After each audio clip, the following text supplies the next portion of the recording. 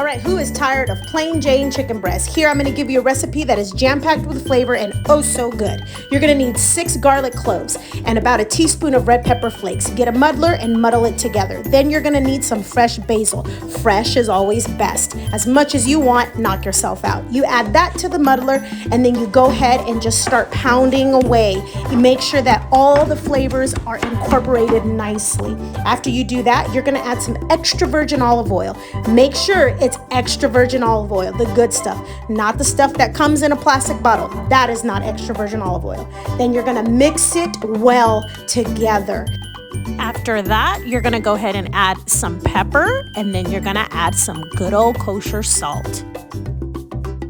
Stir it up nicely and look at how beautiful that sauce is. Then you're just gonna throw everything together onto your chicken and massage it. Don't be afraid to get your hands dirty, it's just chicken.